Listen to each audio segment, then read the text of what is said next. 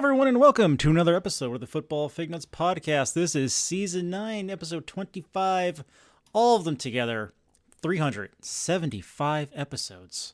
I'm Craig. I'm Britt. And Britt, we're still alive, so everyone knows. Yeah, we're just enjoying the off-season, honestly. Because it'll be middle of August before you know it. Indeed. Indeed. Oh, I'm just realizing now as we went live, there was something I meant to do and I didn't do, and now I have to do on the fly. Oh, but oops. That's okay. Uh-oh. We'll do it live. Yeah, so you know what? We've been gone for a couple of weeks. The draft happened. Did? Let me ask you this. How much of the draft this year did you watch? I watched the first probably 10 rounds, I guess, ish. 11 rounds. Okay. Yeah. 10 or 11 rounds. Okay. I watched none. That's right, you were streaming. I made a decision. I was not going to do this year. I just wasn't going to do it. It was honestly... And you know what? I regret nothing. Compared to other years, this was not an exciting draft. So you didn't miss much other than Jerry Jones trading up to screw over whoever it was. I forgot who they traded. Who did they trade? You're asking me. This is why I brought it up, because I am just like I'm still. Oh, like, they traded up. They completely traded out up. of it. They traded with Miami. That's what they did. Okay. So yeah, I mean, we can just start talking about the draft if you want, but I mean, we should start where we always start. What are you drinking? I was just gonna segue there. Before we started, literally, I said the last thing I said to Craig is, before we start, I have to go refresh my beverages. And I poured myself a nice Diet Coke, and then I poured myself a classic Brit-sized pour of Jameson's Irish whiskey. This is the equivalent of probably about 4 shots. Nice. So, yeah, it hasn't even been a bad week. It's just been a very weird, very long week. It's been a long 7 months. Yes. Personally over this year already. Been over this year. Well, a long way to go, brother. God damn it. Long way to go. Long way to go. So, what about you? What are you drinking tonight? Tonight, since I had beer for dinner the other day, I have an Athletic Layback Lime and Salt. So, okay. It's rather refreshing, and it's only 40 calories. Nice. Nice. However, it is more of a summery beer, and the fact that it's 45 degrees outside right now is kind of not jiving with it, but it's still good. Awesome. I'm gonna. Yep. Good. Go ahead. No, please. Small 10-second rant. I am still mad at Athletic for closing their damn bar and their store. Damn it. Oh, so here. All right. So you know what? We have not done this in a long time. Yeah. So welcome back to Craig Counter Craig. This is where Craig goes on a rant where he probably has a point, and then I explain to him why he's wrong. So go ahead. The floor is yours. Talk to us. Tell the audience the background on this and why you feel this way. So Athletic, when they opened, for the longest time, they were in Lordship. That's where they brewed their beer. They had a little tiny tap room. You can go in, you can sample anything you want free of charge. They had all the beers there. They had all the experimental flavors, right? You can buy them. Let me call it 20-second timeout on you right now. Yeah. For people who don't know, explain Athletic. Athletic is I would say the top non-alcoholic beer brand. They started very small in our tiny little state, and they have grown like worldwide at this point, and they have another brewery on the West Coast now. Yeah, I think the San Diego brewery was technically first, but they made a wise decision that they wanted to become a nationwide brand, and they were like, you know what? We are not shipping from fucking San Diego to goddamn North Carolina. It's just too goddamn expensive. Let's open something on the East Coast. And I may be wrong. East Coast may come first, but either way, very smart business model. They put their 2 tap rooms and production facilities on either end of the United States. And so, yeah, they are amazing, and they are all over our area. So, yeah. Okay, so they built this tap room and production facility in Stratford. With a custom-made bar. So it was nice. There. It was nice. It was pretty. It was there for a long time. I don't know how many years, but it was years they were there. And then, they grew and grew, and they're like, all right, we outgrew this space. We need a bigger space. Fine, whatever. Mm-hmm. They moved to Milford. Fine. Bigger facility, make more beer, blah. It was actually a really nice facility, too. Yeah. So what they did was, when they were set up there finally, what you could do on the weekends, they don't have a tap room there, but they had a little store, and you can go in and buy beer and leave. And then in the summer, they had a little outside patio, and they set up an outside bar, and you can sit there and, drink and buy beer. They literally called it a pop-up tap room. They did. They literally called it that. And now they stopped doing that. They've stopped doing that, and they don't know if they're ever going to do it again. So which means if you want any of these special beers that they don't ship to stores, you have to ship it. You have to get it shipped. And I will say that, or pick up. No, you can't even pick it up. Nope, that's gone too. Right. So I have to get their beer shipped from this is so stupid, from Milford to Bridgeport. It's not that far, but I have to get it shipped via UPS. And the last 2 times I did it, the beer exploded. So that's why I'm annoyed by it. So now I can only get their store brands, which is fine, but it still annoys me that I can't get the other stuff without having to get it shipped or pay for it to be shipped. So for those of the people who are like, what the fuck is Milford and what the fuck is Bridgeport? Milford and Bridgeport are 2 cities in Connecticut. I live in Milford. I live 5 minutes from this place. It is literally 10 miles between the 2 cities. So for Craig to get athletic beer, he has to go online, place an order, pay UPS to pick it up, bring it to its most local sorting facility, which is Stratford, which is a town between literally 2. Stratford borders Bridgeport. Oh, and by the way, it borders Milford. It's literally the town in between. Yes. Oh my God, this sounds even more insane as we talk about it. Go through a production facility, a sorting facility, be put on a van, and then delivered to Craig. Nope. Yeah, it's not a great system. It is not a great system. And I'll tell a story about that afterwards. So, you know what? I'm going to be honest. I don't even remember what the counter Craig here was. I really don't. I don't see, because you said it out loud and then you realize how insane that sounds to do. And I also drank half my glass of whiskey already. So all right. I just took 2 really good drinks off of it, and it's half gone. I remember. Okay. Good. So Craig raised a valid point I can't contradict, which is that they do experimental brews that you can't get in stores. Because my counter was going to be Athletic is literally in every store and restaurant in Connecticut. It is. You can't swing a dead cat. Base flavors are anyway. Yeah. But that's where he's got me. The base stuff, their IPA, I think it's called Run Wild, is really freaking good. Really freaking good. You can get that anywhere, really. You can find it in 80% of the grocery stores and 100% of the package stores in our area. But, if you want their Oktoberfest, it's a little harder. So, you know what? I gotta yield to Craig on this one. He wins this one. He's absolutely right. Craig and I went one Saturday to the new facility. And so here's the issue. Number one, it's a purely production-based facility. Yep. This building was not meant to house a tap room.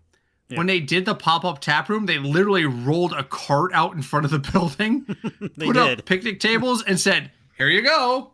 They did, and it was fine for what it was. It was, but the problem is that every other brewery in Connecticut has food trucks, music, entertainment. Yes. They couldn't compete.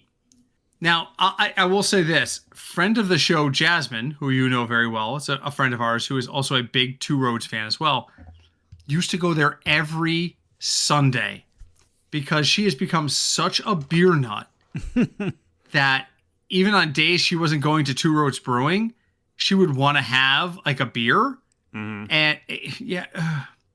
All right, guys, you're sitting there saying, oh, you're celebrating alcoholism. No, these are non-alcoholic beers. Oh, you're celebrating addiction. No, I'm not.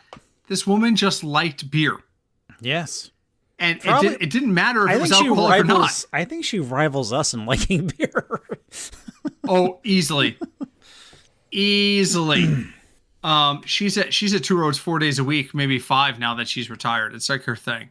But, and this is the thing. I say she's at Two Roads like 5 days a week. She'll have a total of 2 beers. Yeah, she just hangs out there. She'll sit at the counter, just hangs out, talks to the people, plays on her iPad, has 2 drinks, and that's it.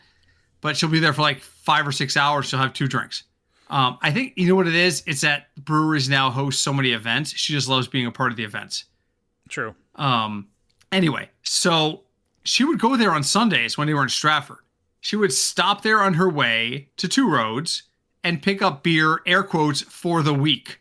So that, like, the days she wasn't, like, going to the brewery, she could come home and have a non-alcoholic beer. And they took that away from her. Yeah. And she, like Craig, was like, fuck this shipping thing. I'm not doing it. So I agree. I hear that.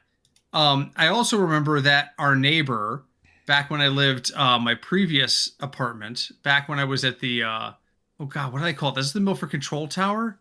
I think that's the Milford Bunker. There you go. The bunker. Because it was during COVID, so we called it the bunker. When I was living in the Milford Bunker, our neighbor, it was an apartment building, our neighbor, who was always on the go. I had suspicions, by the way, that he was a Russian spy, but that was completely unfounded and completely...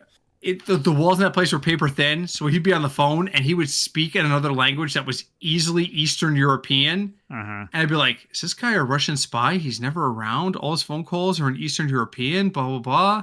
Whatever. I don't think he was a Russian spy. Not being that crazy. But he would get deliveries to his house of Athletic. Oh. And this is when the tap room was still open in Stratford. And I would think to myself, why would you do this?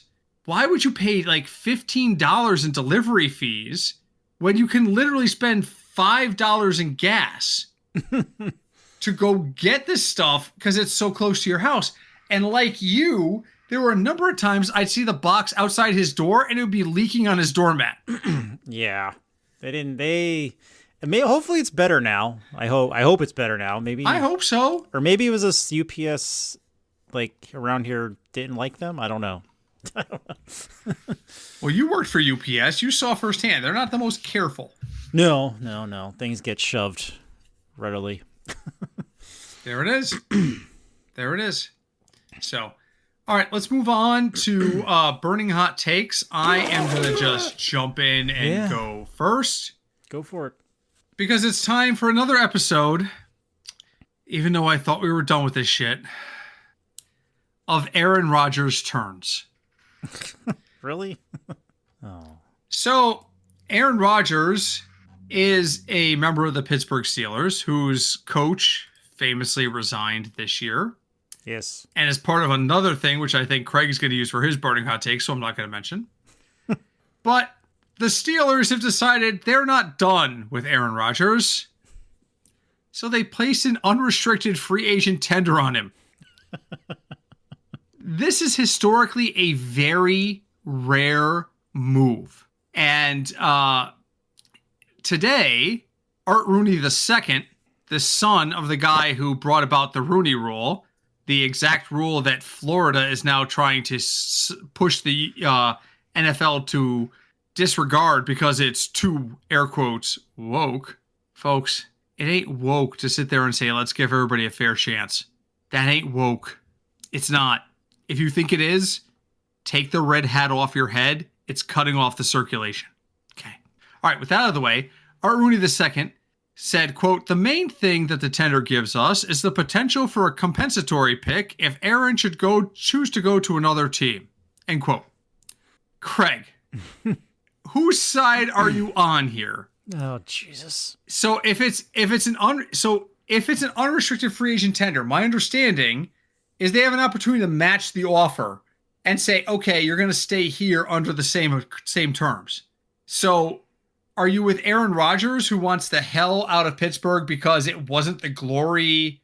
I almost said glory hole there, but that's not what I want to say.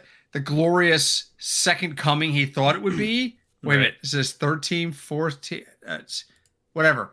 Or are you with the Steelers, who say, okay, no. If you're going to be one and done, like you freaking did with the Jets, essentially, because I'm not counting the year he was hurt. If you're going to be one and done, like you did with the Jets, we want a compensatory pick at least. Whose side are you on? This is rough. At least for me. But these are two of Craig's top 10 hated NFL entities. He can't stand Aaron Rodgers, and he hates the Steelers. All right, so I have to zoom out. I have to zoom out and look at this from a purely like business view of it. And in that case, I would have to side. Take a step back. I would have to side with the Steelers. So at least tell us why. At least they get something out of it, because they did take the chance on signing him, hoping he would do something or stay.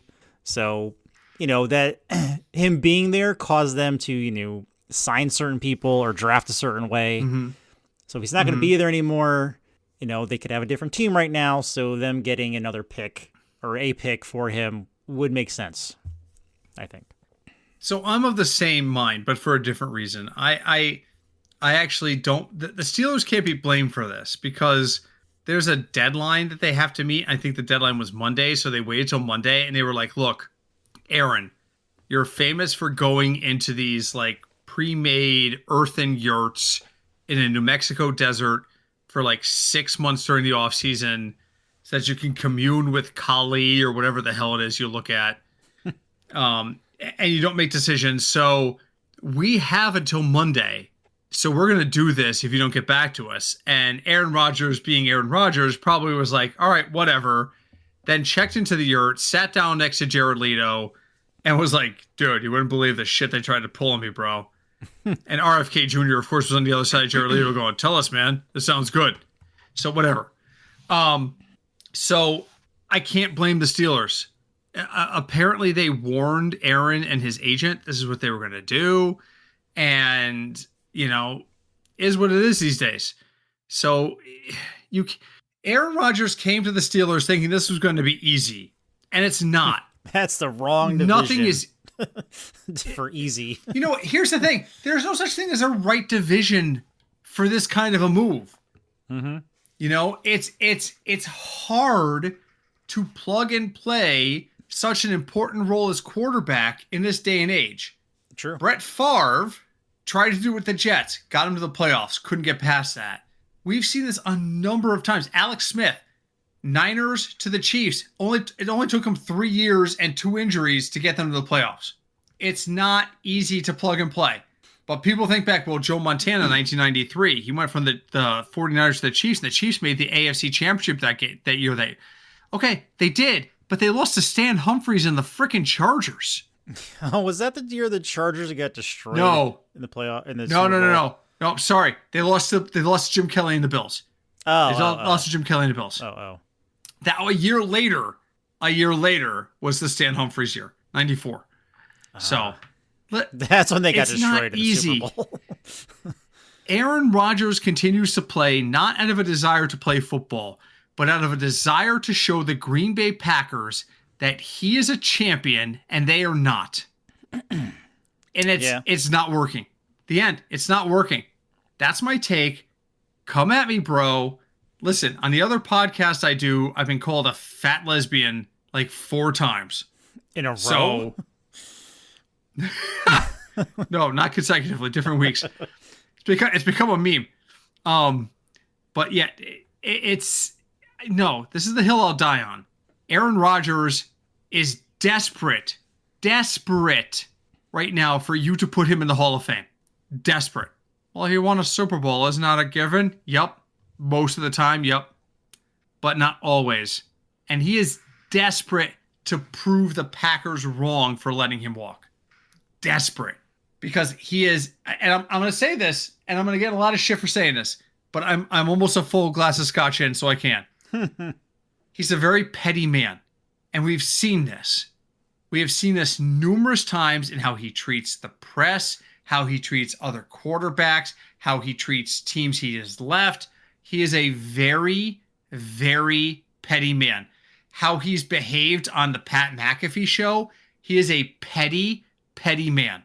And he would love nothing more than to walk out the door with a Lombardi trophy and wave it in the face of the Green Bay Packers. Yeah. It ain't going to happen. It ain't going to happen. Number one, no team that is there wants you. Number two, you're not good enough. I'll say it right here. Aaron Rodgers is not good enough to win another Super Bowl. Clip that, hold it, and prove me wrong a year from now. Unless he could be maybe he'll be a backup, which he would never be. No, he would never do a backup. But he could be a backup on a team and that wins a Super Bowl. But he would never do that. What you mean, like an actual veteran quarterback to shift into that kind of like backup / mentoring role, like every other quarterback for the last 25 to 50 years, guys like Carson Wentz and Bernie Kosar and Drew Bledsoe and Joe Flacco. Let's not forget. Tom Brady won a Super Bowl because Drew Bledsoe got hurt, this first one. Goddamn Jets. And Bledsoe was technically his backup. True. Do you hear Bledsoe these days? Or did Bledsoe sit there? Bledsoe went to the Cowboys after that. Did Bledsoe walk through the door and be like, I'm going to prove everybody wrong? No, he didn't. But that's the demeanor Rodgers has put. Making wine.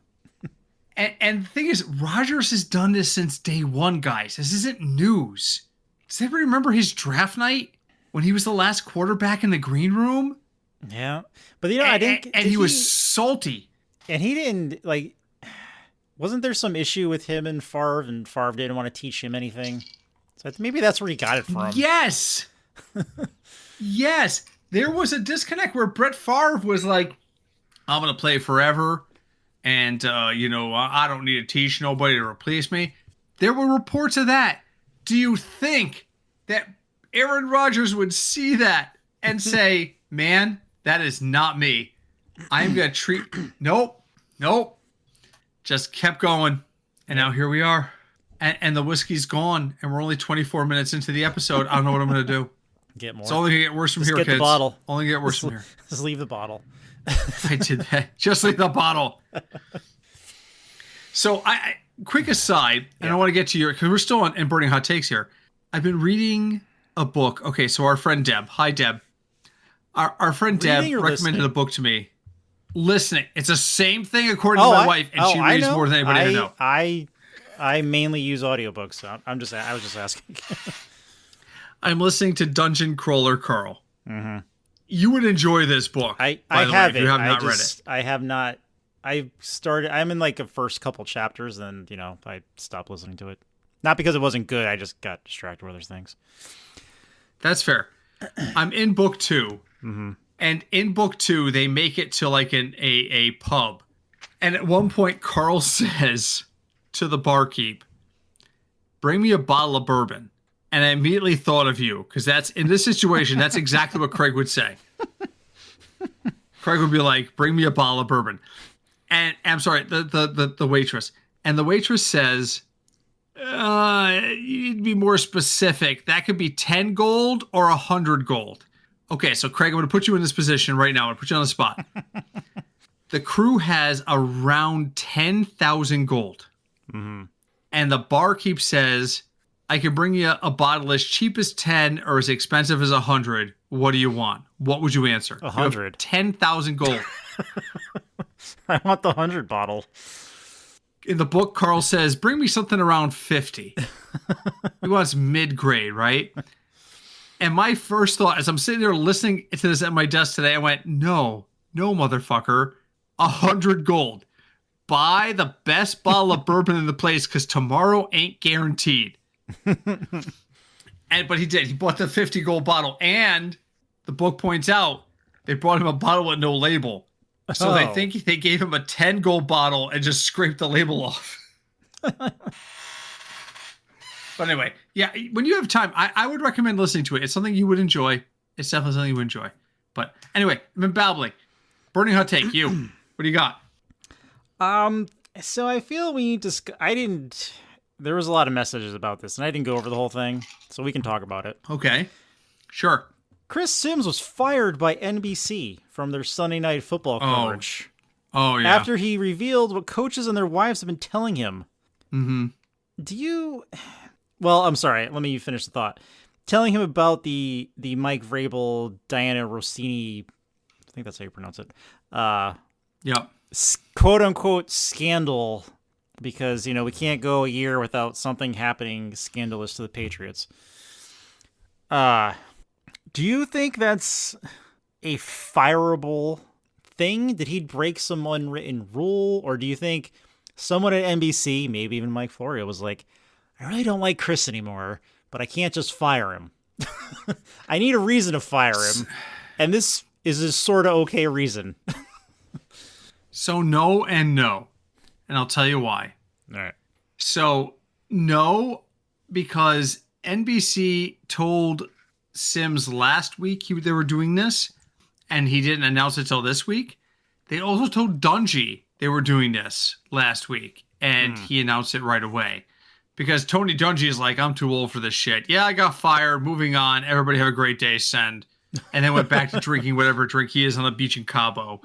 But yeah. I personally think this is part of NBC completely retooling their lineup. And I think it's completely unrelated. But I also think that Chris Smith was smart enough to hold off on the info Sims until it benefited him. What did I say? Sims, right? Oh, Chris Sims. Yeah, Chris Sims. Sorry. Yep. I'm a full 4 shots in, guys. Deal. So, yeah, I think they're unrelated, but I think Sims made an attempt to make them look related because it benefited him. Here, the second part is the Mike Florio part. Supposedly, he's still going to be on Florio's podcast every day. So it was really Mike Florio being like, God damn this.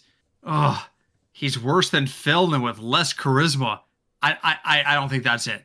I think they looked at their lineup. I think Sunday Night Football, the pregame show, has been doing very badly. I don't think they're generating the ratings they want to generate. And I think they've been looking at making changes. So they looked and they said, well, you know what? You know who's been here pretty much the longest at this point? Not absolute longest, but among the longest is Sims and Dungy. Tony Dungy's a very smart football guy. He's not a great TV guy. Yeah, it's two different skill sets. I don't think, and they signed, oh God, what's his name? Tomlin. They signed Mike Tomlin, and my first thought was, you signed one really bad TV guy for another really bad TV guy. This ain't gonna work.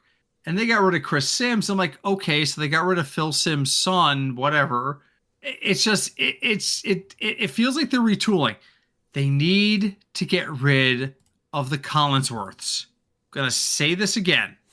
Both of them, the son and the father, the Collinsworths are bad football commentators. Hard stop. Hard stop. I don't need to explain that tweet. I don't need to go beyond that tweet. Both Collinsworths are bad at what they do. And this is something I'm just record wise. I've been consistent on this. I was, do you remember the 1980s Monday Night Football when it was a 3-man booth with Al? Oh God, who else was in that? It was Dan. Oh God. Say Dan, again. Dan. Was it Dan Fouts? Dan Deerdorf. Or Deerdorf? Wrong Dan. And then what's his name? The receiver that was married to Kathy Lee. Frank Giffords. Yep. That was a bad booth. And they let it go for like a decade. Yeah, then they got, what's his name? The comedian dude. Oh, Dennis Miller, babe. Yeah. I'm going to make references no one else would know. Way too highbrow comedy for that. That guy dropped a pass like King Ferdinand II of Spain. No one knows what the fuck you're talking about, bro. No. Was there even a King Ferdinand of Spain? We have no freaking clue. But that booth was bad, and it persisted for like a decade because Monday Night Football was the shit back then. Dan Dierdorf, I once literally heard him say during a Super Bowl, and I will go to my grave with this in my head, quote, "This is the biggest game I've ever been a part of," end quote. Yeah, it's the Super Bowl. It's designed to be the biggest game you've ever been a part of, and it's designed to be bigger every year. So, I don't get it. I don't get it. Someone in my chat just said, as long as it's not Joe Buck. I'd rather, listen, I would take Joe Buck all day over some other announcers like Randy Cross. All right. Let's play that game. No, but Joe Buck's a play-by-play guy. Who's a worse play-by-play guy than Joe Buck? Because I can't think Joe Buck is the bottom of my list in play-by-play. Even Al Michaels at 106 years old is doing better than Joe Buck. I cannot think of a worse play-by-play guy. Joe Buck is more tolerable at baseball, I think, because it's slower. I can't even take him at baseball. He's so bad. He's so bad. Oh my God. All right. So generally speaking, I don't even know how we got in this. We started on Aaron Rodgers and somehow we ended up on Joe Buck. This is one of those bad TV game show kind of things. So it is. Anyway. All right. We're halfway through the episode, believe it or not. Yes. And we still haven't gotten through burning hot takes because I've been drinking and I don't care. So what do you got for your burning hot take? That was my burning hot take. Was Chris Sims. Oh yeah. Okay. So again, off season, how Britt's drinking. So, all right. So main topic tonight, the draft happened. It sure Craig did. watched some of it. I did not. Am I here to tell you about who to pick up in your draft? No. Well, I have a dynasty. It's draft next week. Yep. Okay. Enjoy that. I have an IDP. 17 edge rushers got drafted. They sure did. That did happen. You're right. You're justified in your feelings. Tonight, I want to discuss non-rookies who got the shaft because of this draft. Like Malik Neighbors. Don't name drop. You just ruined. I honestly don't know. Malik Neighbors is on my list. I'm messing with you. Yahoo Sports put together a list of the people who were the biggest losers as a result of the draft that were not rookies. And I want to get Craig's unfiltered, unprepared opinion on each of these. Okay. So let's start. The number one biggest non-rookie loser from the draft, Tyler Algier of the Cardinals. The Cardinals famously drafted Jeremiah Love, even though they have 17 running backs.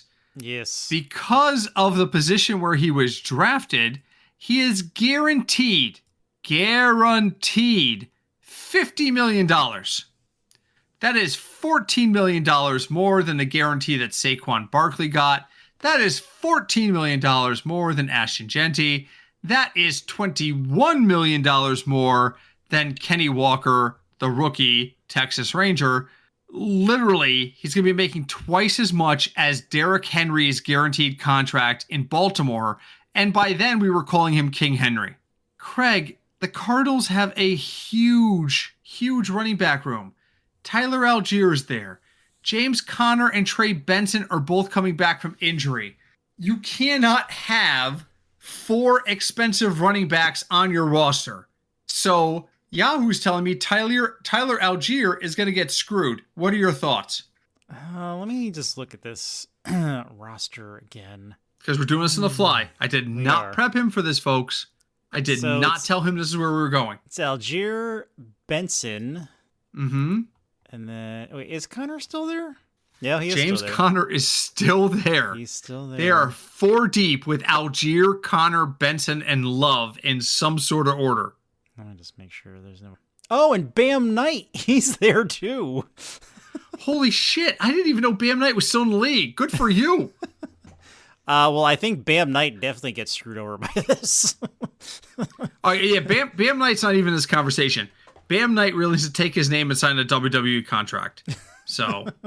Then I mean, depending how the injury for Connor was like how his rehab is doing, I would say Algier's probably next, but I don't know the recovery of Benson or Connor, so That's so. My hang up I'm doing this live. James Conner is recovering from season-ending foot injury that required and they surgery. have another guy named Corey Kinner.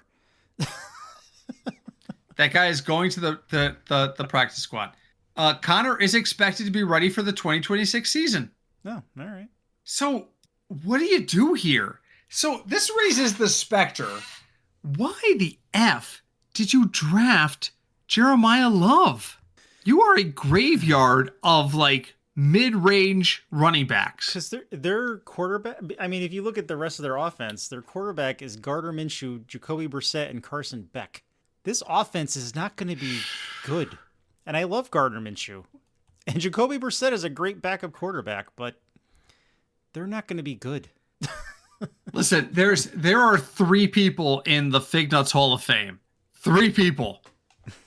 And they are, in no particular order, Gardner Minshew, Frank Gore, and your Lord and Master. Come on, Craig. Blake Bortles. Blake Bortles.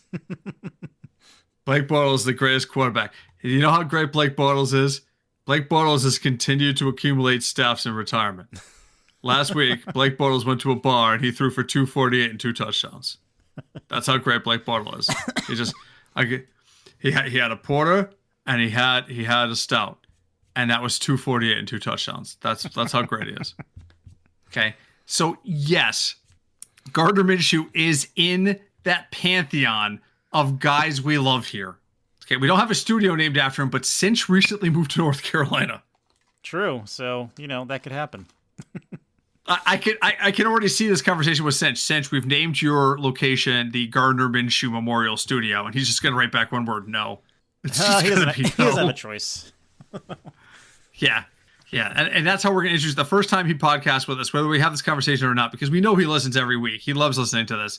We're going to sit there and be like, all right, live from the Gardner Minshew Memorial Studio. But okay, so wideouts. What do they have at wideouts still? Oh my God, I don't even know. It's been so long this offseason. I will tell you as soon as I scroll down here. They have, are you ready? Yeah. Kendrick Bourne. No. Jalen Brooks.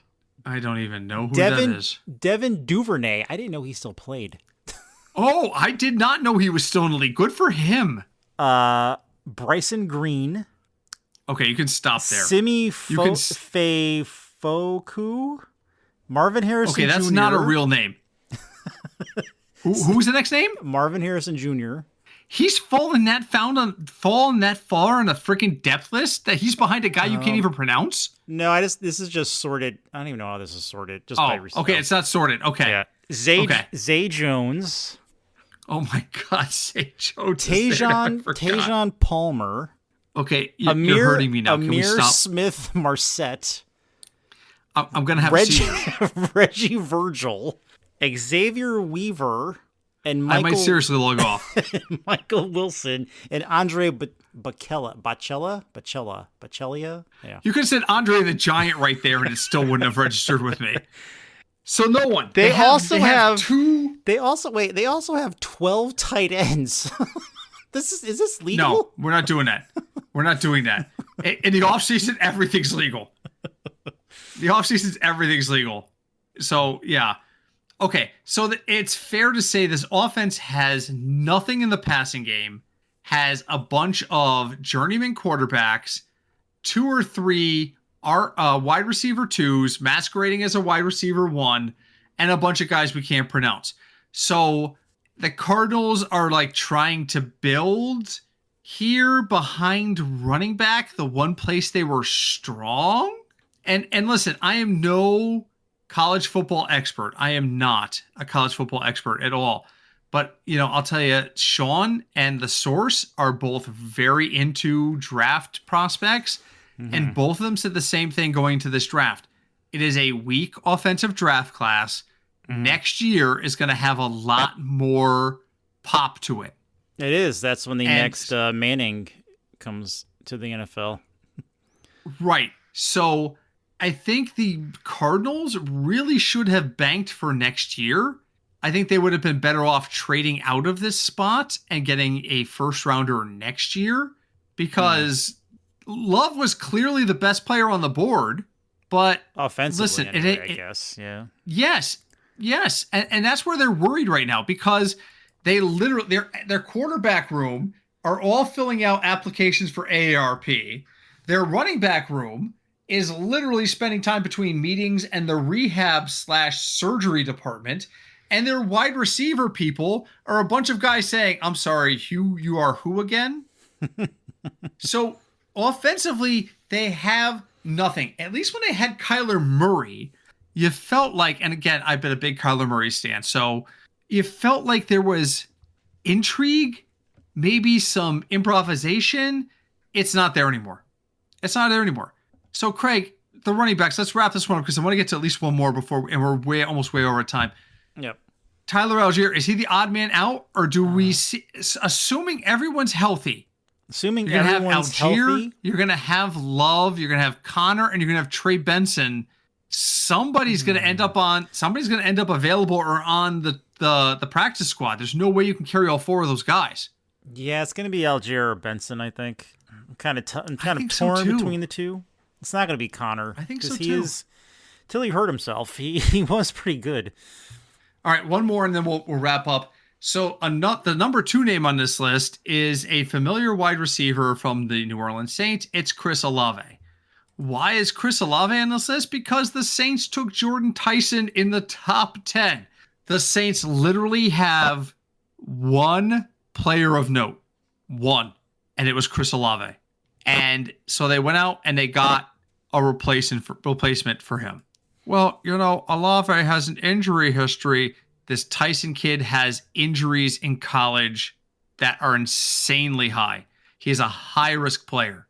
Craig, as crazy as it is that the running back room got so much more crowded in Arizona, is Olave going to be content being a number 1 this year and then moving to the number 2 role next year because this Tyson kid takes over for him? Are they even going to be able to get this guy the ball? What are your thoughts? Well, looking at their quarterbacks, I don't know. Yeah. I don't know if they're going to get anyone the ball because their quarterbacks. Well, Kellen Moore is the coach now. That's true. Former quarterback coaching. So who's the quarterbacks? Well, technically, Taysom Hill is one of them. Technically. Oh. Spencer Rattler, Tyler So, however you pronounce his name. Sorry. Don't even know who that is. And Zach Wilson. Don't you wish you had more whiskey right now? Yeah, I do. The only way that team's getting the ball downfield is if they punt. Well, you know what? They do have Travis Etienne now and Alvin Kamara still, technically. Their running back core is great, but it ain't going to make a damn bit of difference. You put 10 in the box. This is true. It's 1st and 10 from midfield, and there's 47 guys in the box. It's like, there's nobody. Cameraman could perch in the end zone and be out of play because there's no way anything's getting anywhere near him. I'll be surprised. I'll be interested to see what they do. I mean, Olave didn't have a terrible year. No. 1,100 yards. He had 100 receptions, but he only had 9 touchdowns. His catch rate was only about 70%. He had 100 catches on 156 targets. Only 70 yards a game. I mean, well, it's not great. You can't look at that. You cannot be in a defensive draft and look at your team and say our best pick is Jordan Tyson when wide receiver is probably the only strength on your really, really bad team. Right. Unless your defense is so good that you don't need to think about it. And I don't think New Orleans' defense is that good. No. I mean, they're better than the Bengals' defense or were last year. So, but yeah, no, they're not that good. Yeah. All right, 2 seconds, really quick. Other people on this list, Zach Charbonnet from the Seahawks, because when Kenny Walker walked, for lack of a better term, Charbonnet looked like the best pick to go in there. But then they went and used their first round pick on Jadarian Price from Notre Dame. This one is awesome to me. Number 4 and 5 is the entire wide receiver core of the Pittsburgh Steelers because you got both Michael Pittman Jr. and DK Metcalf. And what do? You go out and get Alabama's number 1 in Jeremy Bernard. And all of a sudden now Pittman and Metcalf have to be looking at each other and going, bro, did you break 1,000 yards this year? Because I didn't. No. How many did you get over 90 catches? Oh, you didn't either? But you had double-digit touchdowns, right? No. Oh, shit. We're going to see some changes in Pittsburgh, I think. I'm all for it. I would love to see a new authoritarian regime in Pittsburgh. It's Mike McCarthy. This is the best job on earth, by the way, for Mike McCarthy, because the Steelers never fire their coach, so he can coach there for 25 years and go 7-9 every year and be fine. True. So that's true. It's safer than a. I'm sorry, than a extra game, 7-10, 7-10. So it's a 17-game season. So, all right, Craig, I love these kind of conversations. I'm excited to look more at this as we get into it. But we are out of time. Final thoughts for this week. What do you got? Final thoughts. As Britt mentions earlier, if you're in a dynasty league, you have to start paying attention to things now because people are going to move around and get hurt. So, particularly for an IDP now. league. Yes, that as well. So yeah, your off season is officially over if you're in a dynasty league. Absolutely. And my piece of advice, my final thought this week is if you are not in a dynasty league and you are not in an IDP league, this draft did nothing you need to worry about in the short term. Nothing. But there's always that one guy in every league who's going to look at the love drafting and say, I need to get rid of James Conner. Be aware of that one guy. There's also going to be that one guy who sits there and goes, Jeremiah Love isn't going to be that good out the gate, but I'll bet you I can get freaking James Conner for a song. I'm going to offer Craig a 7th round pick for James Conner. Watch out for that guy too. Off-season trading usually picks up after the draft.